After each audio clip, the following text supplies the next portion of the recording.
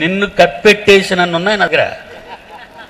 మట్టితో కప్పెట్టడం అవసరం లేదు, 6 అడుగులు గొయ్యి తీసి నీకు ఈ మాటలతో, బైబిల్లో ఉన్న శాస్త్రాన్ని మించిన మాటలతో మట్టితో నిన్ను కప్పెడితే దెబ్బ పైకి ఎలాగొస్తుందో అన్ని మాటలు నా దగ్గర ఉన్నాయి. ఇంతకంటే మరి నిన్న నా పాండిత్యం అంతా నేను మీకు చెప్పలేను. ఏ భాషలో చెప్పినా మీకు అర్థం కాదు కూడా. బైబిల్ చెప్పింది మత గ్రంథమా, మతమా? ఎవడంటే యూస్లెస్ ఫీల్ అలా అన్నవాడు. శాస్త్రాలను మించింది బైబిల్ అని ఎవడైనా చెప్పాడండి? బైబిల్ ఒక మత గ్రంథం అని అనుకున్న ఈ మూర్ఖపు సమాజాన్ని నోరు ముయించాలంటే ఈ వచనాలు మీకు తెలిసి ఉండాలి. సర్ ఐజక్ న్యూటన్ అనేటటువంటి శాస్త్రవేత్తను గురించి మీ అందరికీ తెలుసు. ఈయన క్రీస్తు శకం 1648. మీరు జ్ఞాపకం ఉంచుకోండి, లేకపోతే రాసుకోండి. సర్ ఐజక్ న్యూటన్ అనే ఈ శాస్త్రవేత్త ఒక క్రైస్తవ శాస్త్రవేత్త. క్రీస్తు శకం 1648లో భూమి శూన్యములో వేలాడుతున్నదని చెప్పాడండి ఆయన. భూమి ఈరోజు మనం నివసిస్తున్నటువంటి భూగోళం మరి ఈ విశాలమైనటువంటి శూన్యంలో వేలాడుతుందే తప్ప మరి దానికి ఏదో ఇనుప సంఖ్యలు కానీ లేదంటే ఏ విధమైన బంధించే కార్యక్రమాలు కానీ ఏమీ లేవు అని 1648లో ఈ సర్ ఐజక్ న్యూటన్ అనే ఈ శాస్త్రవేత్త భూమి శూన్యములో వేలాడుతున్నదని చెప్పారు. అప్పటి వరకు ప్రపంచానికి తెలియదు అనుకుందాం, అంతే కదండి. మరి శాస్త్రవేత్తలు నమ్ముతున్నాం కనుక మనం, ఈ సమాజం, ఈ ప్రపంచం, అంతవరకు ఈ ప్రపంచానికి భూమి శూన్యంలో వేలాడుతుందన్న సంగతి తెలీదు. ఇతనికంటే ముందు బైబిల్ చెప్తే బైబిల్ మనం నమ్ముదాం. ఎందుకంటే ఒక శాస్త్రవేత్త చెప్పిన తర్వాత ఒక గ్రంథంలో ఉందంటే అది చూసి కప్పి కొట్టాడని మనం అంటామే తప్ప, ముందు ఇతనే చెప్పాడు కనుక తర్వాత చెప్పినవన్నీ అతను చెప్పినవి కాపీ చేశారని మనం అనొచ్చు. కానీ బైబిల్ ఎప్పుడు చెప్పిందో సుమారు క్రీస్తు పూర్వం 1800 సంవత్సరాల క్రితంలో, బాగా వినండి, మీరంతా చదువుకున్న వాళ్ళు కదా వచ్చారు. క్రీస్తుకు పూర్వం 1800 సంవత్సరాల కాలంలో యోబు గ్రంథం అనే ఒక గ్రంథం రాయబడింది. మీ బైబిల్లో ఉందో లేదో చూడండి ఆ పుస్తకం. యోబు గ్రంథము అనే ఒక పుస్తకం ఉంటుంది కీర్తనలకు ముందు. ఏమండి, ఇది సుమారు యేసుక్రీస్తు కంటే ముందు యోబు అనే ఆయన పుట్టాడు. ఆయన ద్వారా దేవుడు ఒక గ్రంథాన్ని రాయించాడు, అది ఆయన పేరు పెట్టాడు, దాని పేరు యోబు గ్రంథం. ఆ గ్రంథంలో, ఈ యోబు గ్రంథంలో 26వ అధ్యాయం చూడండి. మీరందరూ బైబిల్ తీయండి. యోబు గ్రంథంలో 26వ అధ్యాయం తీయండి అందరూ. యోబు గ్రంథం 26వ అధ్యాయం 7వ వచనంలో దేవుడైన, సృష్టికర్త అయిన దేవుడు భూమిని ఎక్కడుంచాడు, ఎలా ఉంచాడు అనేది యోబు ద్వారా రాయించాడు. ఎప్పటికీ క్రీస్తుకు పూర్వం 1800 సంవత్సరాలు. బాగా ఇక్కడ లెక్కలు కూడా మీరు పెన్న పట్టుకుని లెక్కలు కూడా జాగ్రత్తగా వేసుకోవాలి. బైబిల్ ఎందుకు ఇంత గొప్పదని నేను ఈరోజు మీ మధ్య నిలబడి సకల శాస్త్రాలను అధిగమించిన గ్రంథం అని బైబిల్ ఓపెన్ యూనివర్సిటీ ఇంటర్నేషనల్లో బోధిస్తున్నామంటే ఎక్కడ బైబిల్ అని ఎవరైనా అనుకుంటారేమో, ఎక్కడ చెప్పింది అంత గొప్పదని అని మీరు అనుకుంటారని ఈ జస్ట్ ఎగ్జాంపుల్స్ కొన్ని మాత్రమే మీకు చెప్పడం జరుగుతుందండి. 26వ అధ్యాయం యోబు గ్రంథం 7వ వచనంలో కుమారుడు చదువుతాడు, వినండి. శూన్యము పైన భూమిని వేలాడ చేశాను. ఎప్పుడంటే చెప్పడినా దేవుడు యోబు చేత ఎప్పుడు రాయించాడు? క్రీస్తు పూర్వం 1800 సంవత్సరాలు. సర్ ఐజక్ న్యూటన్ ఎప్పుడు చెప్పాడు? క్రీస్తు శకం, క్రీస్తు వచ్చిన తర్వాత 1648లో చెప్పాడు. మీరు బాగా వినాలి, మీరు చదువుకున్న వాళ్ళు కదా మీరంతా. మరి లెక్చరర్స్ రావచ్చు, మరి కళాశాలలో పనిచేస్తున్న వాళ్ళు, శాస్త్రంలో కాస్త నేర్చుకునే వాళ్ళు ఉండొచ్చు మీలో చాలామంది. ఏమండి, మీరు ఇప్పుడు ఆలోచించండి. ఇప్పుడు మీకోసం బైబిల్ నేను రాసుకొచ్చింది కాదు ఇది. నేను ఒకవేళ రాసుకొస్తే నా బైబిల్లో ఉంటుంది కానీ మీ బైబిల్లో ఉండదు. నేనన్న బైబిల్ మాట మీ బైబిల్లో కూడా ఉందో లేదో, బైబిల్ ఒక మత గ్రంథం అని అనుకున్న ఈ మూర్ఖపు సమాజాన్ని నోరు ముయించాలంటే ఈ వచనాలు మీకు తెలిసి ఉండాలి. క్రైస్తవ కుటుంబాలకు, క్రైస్తవ కుటుంబంలో ఉన్నటువంటి పిల్లలకి ఈ మాటలు తెలిసి ఉండాలి. ఏమండి, అంటే క్రీస్తు పూర్వం 1800లో బైబిల్లో రాయబడింది భూమి శూన్యంలో వేలాడుతుందని. క్రీస్తు శకం 1648లో న్యూటన్ చెప్పాడు. అంటే మధ్యకాలం ఎంత చెప్పండి ఇప్పుడు? 1648 ప్లస్ 1800, 3440. కరెక్ట్ చెప్పాలి, మీరు క్యాలిక్యులేట్ చేసి కరెక్ట్గా చెప్పాలి. ఏనైనా నోటుకొచ్చినట్టు చెప్పకండి. క్రీస్తుకు పూర్వం 1800లో యోబు గ్రంథంలో రాయబడింది. క్రీస్తు శకం 1648లో సర్ ఐజాక్ న్యూటన్ చెప్పాడు. అంటే మధ్యకాలం ఎంత అన్నమాట? 1800 ప్లస్ 1648 సంవత్సరాలు కలిపితే 3448 సంవత్సరాలండి. యోబు రాసిన తరువాత 3448లో న్యూటన్ చెప్పాడు. 3448లో చెప్పిన దేవుడు చెప్పిన మాట రైటా? న్యూటన్ కంటే ముందు 3448 సంవత్సరాల పూర్వం దేవుడు బైబిల్లో రాయించిన మాట రైటా? ఎవడో ప్రపంచంలో పుట్టి 1648లో భూమి శూన్యంలో వేలాడుతుందని చెప్పిన వాడి మాట రైటా? సర్ ఐజాక్ న్యూటన్ మాట రైటా? దేవుడు రాయించిన మాట రైటా?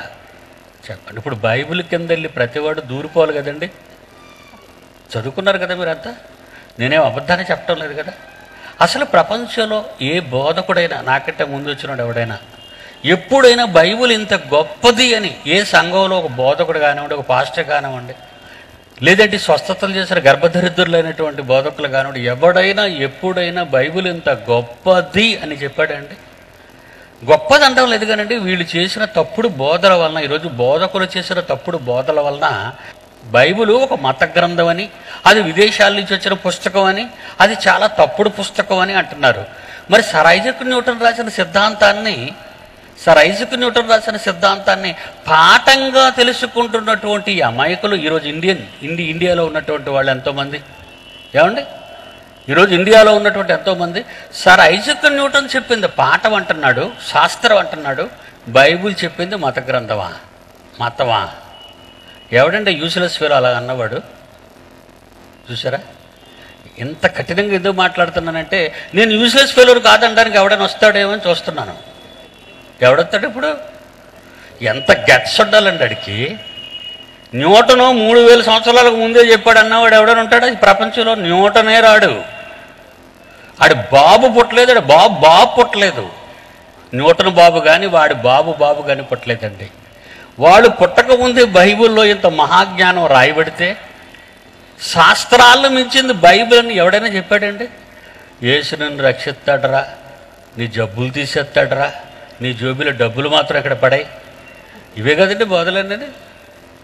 దేవుని పిల్లలారా, క్రైస్తవులారా, మీరు చాలా జాగ్రత్తగా వినాలి. ఇప్పుడు ఇంకొక రెండో పాయింట్ చెప్తాను. ఇప్పుడు అబ్బాయి ఈయనకు ఒకటి దొరికేసిందండి బాబు బైబిల్లో అనుకోకండి, తినేస్తాను ఎవడినైనా. ఒక్కడ దొరికింది అనుకుంటే నువ్వు పిచ్చి పడుతున్నావు. నిన్ను కప్పెట్టేసి నన్ను ఉన్నాయి నా దగ్గర. మట్టితో కప్పెట్టని అవసరం లేదు, 6 అడుగులు గొయ్యి తీసి నీకు ఈ మాటలతో, బైబిల్లో ఉన్న శాస్త్రాన్ని మించిన మాటలతో మట్టితో నిన్ను కప్పెడితే దెబ్బ పైకి ఎలాగొస్తుందో అన్ని మాటలు నా దగ్గర ఉన్నాయి. ఇంతకంటే నేను నా పాండిత్యం అంతా నేను మీకు చెప్పలేను. ఏ భాషలో చెప్పినా మీకు అర్థం కాదు కూడా. దేవుని పిల్లలారా, మరొక సంగతి చూద్దాం మనం. 1543 క్రీస్తు శకం ఇది. క్రీస్తు పుట్టిన తర్వాత 1543లో నికోలస్ కొపర్నికస్ అనే శాస్త్రవేత్త వచ్చాడు. ఏమి చెప్పాడంటే భూమి కదులుతుంది. పాపం అంతవరకు అమాయకులు కదిన మన పూర్వీకులందరూ అమాయకులు కనుక భూమి కదులుతుందనే సంగతి ఎవరికి తెలియదు. ఎందుకంటే మనం దీని మీద ఉన్నాం కనుక బండి ఎక్కితే కదలడం తెలుస్తుంది, ఒక విమానం ఎక్కితే కదలడం తెలుస్తుంది, ఒక బస్సు ఎక్కితే కదలడం తెలుస్తుంది, ఒక రైలు ఎక్కితే కదలడం తెలుస్తుంది. కానీ భూమి మీద ఉన్నప్పుడు భూమి కదులుతున్నట్టు మనకు తెలియదు. కానీ వీడేదో పెద్ద పోజు పెట్టి భూమి కదులుతాను ఎప్పుడు చెప్పాడు? రాసుకోండి, పేపర్ తీసుకొని. 1543లో చెప్పినటువంటి వాడు నెంబర్ 1, నెంబర్ 2 కాపీ ఇస్తాడు. మిలేనియం మహనీయులు. ఈ మాట రాసిన యోబు మిలేనియం మహనీయుడు అవుతాడు, కానీ న్యూటన్ ఎలా మిలేనియం మహనీయుడు అవుతాడు? అవునా? ఈ మాట రాసింది ప్రపంచానికి మొట్టమొదట భూమి శూన్యంలో వేలాడుతుందని క్రీస్తు పూర్వం చెప్పిన యోబు మిలియనియం మహనీయుడు అవుతాడే తప్ప సర్ ఐజాక్ న్యూటన్ మిలియనియం మహనీయుడు అంటావేటి? అదే తప్పు చేసింది ప్రపంచం. ఏమండి, క్రైస్తవుడు మీసం మెలేయాలండి. క్రైస్తవులు మీసం మెలేయాలి. ఎందుకంటే అసలు ప్రపంచంలో ఎవడూ చెప్పనేది, మరలా చెప్తున్నాను, అసలు ప్రపంచంలో ఎవడికి తెలియంది నీకు మాత్రమే తెలియాలి. ఎందుకంటే దేవుడు నీకు బైబిల్ ఇచ్చాడు కనుక. మనం ఎప్పుడైనా దాన్ని చదువుతామేంటి ఏమండి? మనం ఎప్పుడో చదువుతామండి, మనం దాని మీద ఎప్పుడో ఇంట్రెస్ట్ పోయింది, మనకు అన్న వాళ్ళకి పోయింది, మనకి పోయింది. ఒరే బైబిల్ పట్టుకుంటే అన్నం పెడతాదిట్రా, బడికి వెళ్ళరా అంటాడు ఈ సోంబేరిగాడు. ఏమంటాడంటే పిల్లాడికి ఏం చెప్తాడు? ఇదే కదండి చెప్తారు. క్రైస్తవ కుటుంబాలలో కూడా వాళ్ళ పిల్లలకు వాళ్ళు బోధించేది ఇదేనండి. అలాంటి క్రైస్తవ కుటుంబాలలోని పిల్లలను ఏదో మీ ఉన్నత చదువులు చదివిస్తున్నామని అనుకునే బుద్ధి లేని మాట ఇంకెప్పుడు అనకండి. ఉన్నత విద్య అది కాదు, ఎవడు చెప్పనిది ఉన్నతమైనది, అది ఉన్నత విద్య. ఉన్నత లోకాలలో ఉన్నవాడు చెప్పినది ఉన్నత విద్య. అధోగతిలో ఉన్నవారు, అధ్వాన్నపు స్థితిలో ఉన్నవాడు చెప్పేది కాదు ఉన్నత విద్య. ఏమండి? ఎంత విద్య చేసుకుంటే, ఎంత విద్య చేర్చుకుని ఏం నేర్చుకున్నారండి పిల్లలు? తాగుబోతులు, తిరుగుబోతులు, పబ్బులు, క్లబ్బులు. ఈరోజు సమాజాన్ని మనం చూస్తుంటే ఎంత దారుణంగా ఉందండి పిల్లల పరిస్థితి. కనుక నికోలస్ కొపర్నికస్ వీడేం వాగాడు చూడండి. 1543 భూమి కదులుతుంది అని ఈ భూమి కదలటం వలన, సూర్యుని చుట్టూ తిరగటం వల్లనే, ఇలా కదిలే ఈ భూమి సూర్యుని చుట్టూ తిరగటం వల్లనే కాలములు మారుతున్నాయని చెప్పాడు. ఇతని కంటే ముందు ఎవరైనా చెప్పకపోతే కొపర్నికస్నే మిలేనియం మహనీయుడు అందాం. కానీ ఇతని కంటే ముందు ఇందాక ఆయనే మిలేనియం మహనీయుడు చెప్పాడు, ఆయనే యోబు గారు. క్రీస్తుపూర్వం 1800 మరలా ఇది. క్రీస్తుపూర్వం 1800లో ఏనైనా 9వ అధ్యాయం యోబు గ్రంథం 6వ వచనం. యోబు గ్రంథం అందరూ తీయండి, బైబిల్ తీయండి. యోబు గ్రంథం 9వ అధ్యాయం 6వ వచనం. మళ్ళీ చెప్తున్నాను, యోబు గ్రంథం ఎప్పుడు రాయబడింది? సుమారు క్రీస్తుపూర్వం 1800 లెక్కలు వేసుకోవాలి. ఈ ఉత్తరాన్ని నాసా వాళ్ళకి పంపించానండి. మళ్ళీ మీకు చెబుతున్న ఈ మాటలు నాసా వాళ్ళకి పంపించానండి, సైంటిస్టులకి. అప్పటి నుంచి వాళ్ళు బంద్ అయిపోయారండి, వాళ్ళు సైలెన్స్ అయిపోయారు వాళ్ళు. ఎందుకు? బైబిల్ చదువుకున్న ఆదేశాలే బైబిల్ను కాదనుకున్నాయి, వదులుకున్నాయి. బైబిల్ వదులుకున్న ఆదేశాలు నుండి బైబిల్ మన చేతుల్లోకి వచ్చిందర్రా. ఈరోజు వాళ్ళు వదులుకున్నారు, మనం పట్టుకున్నాం. మనం పట్టుకున్నావా? పట్టుకుంటే పట్టు సాధించండి, పట్టుకొని మాత్రం గుడికి వెళ్ళకండి. ఏదో స్టైల్గా పట్టుకొని గుడికి వెళ్ళకండి. అది పట్టుకోవడం బద్ధకమైన కొందరు సోమర తమ్ముళ్ళు చేతులు ఒప్పుకుంటూ జోబీలు చేతులు ఎట్టుకుంటూ గుడికి వెళ్ళి కూర్చుంటాడు. అంటే బైబిల్ కూడా నీకు బరువేనా? బరువే మరి. కట్ట అయితే ఏ కట్ట? నోట్ల కట్ట. కట్ట అయితే కట్ట జోబీలో పెట్టి, ఆ జోబీలో ఉన్న కట్ట ఉందో లేదో అనుమానంతో మళ్ళా నీ వేళ్ళు మాటమాటికి లోన పెట్టి కట్ట మీద హార్మోనియం వాయించినట్టు వాయిస్తుంటావు. ఆ కట్ట మీద నీకెంత ప్రేమ నాయనా? ఈ గ్రంథపు చుట్ట మీద లేదా నీకంత బాధ్యత? ఆ కట్ట మీద అంత ప్రేమ పెంచుకున్నావే. కట్టల పాము. ఏ పాము అది? కట్టల పాము పొడిసి. ఏమండి? కట్టల పాము పొడిసి ఎంతమంది అండి చూడండి లిస్టు. టీవోళ్ళు పని అంతా ఇలా చూపించటమే. ఆ పాముకి ఎన్ని కట్టలు ఉన్నాయో చెప్తుంది, ఎన్ని కోట్లు. వద్దండి, వద్దు. మహాజ్ఞానాన్ని పక్కకు పెడుతున్నారు. మానవుడు రంగు కాగితాలను ముద్రించుకున్నాడు. ఆ కరెన్సీ కట్లకు నువ్వు లొంగిపోతున్నావు. నువ్వు చేసుకున్న కాగితమే నీకు దేవత అయితే నీకు దెయ్యం పట్టింది. నువ్వు చేసుకున్న కాగితం, రంగు కాగితం నీకు దేవుడా అయితే నీకు దెయ్యం పట్టింది. వద్దు. బైబిల్ ఏం చెప్తుందో చూద్దాం. మిలేనియం మహనీయుడు యోబు ఏం చెప్తున్నాడు? 9:6లో భూమిని దాని స్థానములో నుండి కదిలించు వాడను నేనే అన్నాడు దేవుడు. చేసినోడు తెలుస్తుంది కానీ దాని సంగతి చూసినోడికే తెలుస్తుందండి. కాబట్టి విమానం ఎగురుతున్నప్పుడు చేసినోడు చూస్తే ఆడికి అర్థమవుతుంది, కూర్చున్నోడు మనకేం తెలుసు? దేవుని పిల్లలారా, ఎంత మంచి మాట అండి.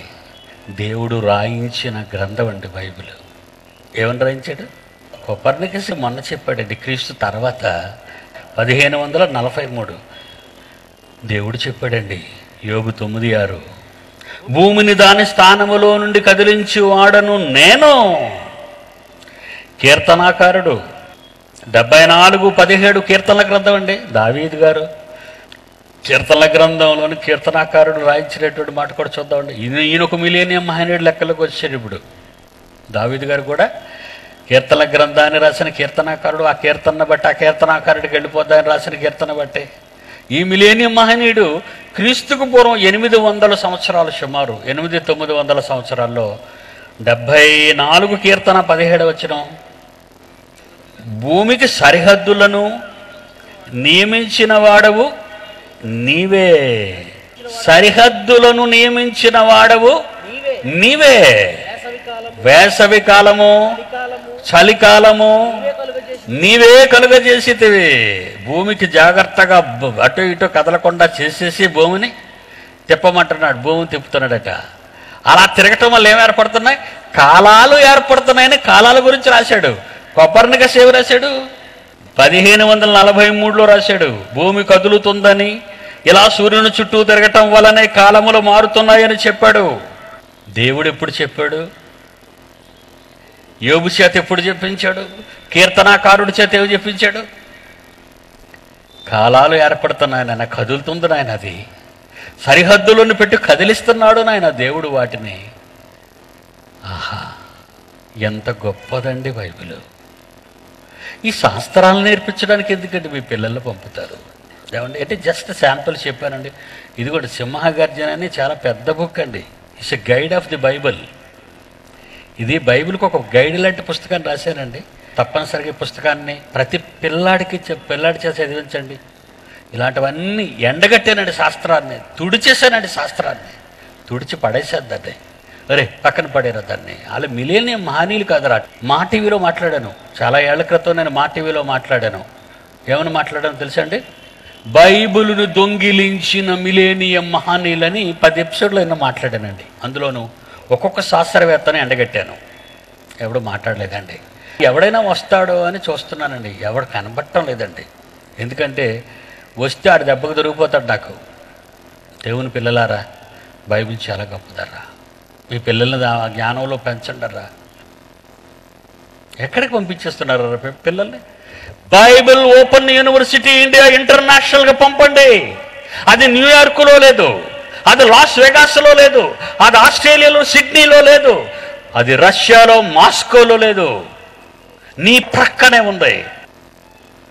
మహాజ్ఞానాన్ని ప్రబోధించే ఈ ప్రపంచ పటంలో 6 నేల మీద ఎక్కడా లేని ఈ మహాజ్ఞానాన్ని ఈ శతాబ్దంలో దేవుడు ఆకాశం అంత ఎత్తి ఎందుకు ఎత్తుతున్నాడో తెలుసా? మీసం మెలిసిన మహనీయుడు అన్న వాణ్ణి తిప్పి కొట్టడానికి, లోక జ్ఞానాన్ని అజ్ఞానం అని, పిచ్చి జ్ఞానం అని చెప్పటానికి సవాలు చేశాడు పీడి సుందర్రావు. మీకు తెలుసు, అది ఎక్కడో 4 గోడల మధ్య పెట్టలేదు. ఈ బడి ప్రజల మధ్య సవాలు చేస్తున్నాడు. ఎవడైనా ఉంటే రమ్మంటున్నాడు. అంటే ఇంత ధైర్యంతో, ఇంత సాహసంతో ఈ మహాజ్ఞానం ప్రకటింపబడుతుంది అంటే అది పీడి సుందర్రావుది కాదు, దేవునిది. విశ్వానికి మూలం శబ్దం, శబ్దానికి దేవుడు కారణం. బైబిల్ గ్రంథం దీనికి సాక్ష్యం. విశ్వానికి మూలం శబ్దం, శబ్దానికి దేవుడు కారణం. బైబిల్ గ్రంథం దీనికి సాక్ష్యం. బిగ్ బ్యాంగ్ వలన విశ్వం పుట్టిందని శాస్త్రం చెప్పింది. శాస్త్రవేత్త చెప్పక ముందే బైబిల్ చెప్పింది. శాస్త్రవేత్త చెప్పిన సిద్ధాంతం బైబిల్ నుండి కాపీ కొట్టిందే. ముద్రణ యంత్రం కనుగొనగానే ముద్రించిన తొలి పుస్తకం అదే బైబిల్. ముద్రణ యంత్రం కనుగొనగానే ముద్రించిన తొలి పుస్తకం అదే బైబిల్. జ్ఞాని ఎక్కడా, శాస్త్రి ఎక్కడా, ఈ లోకపు తర్కవాది ఎక్కడా?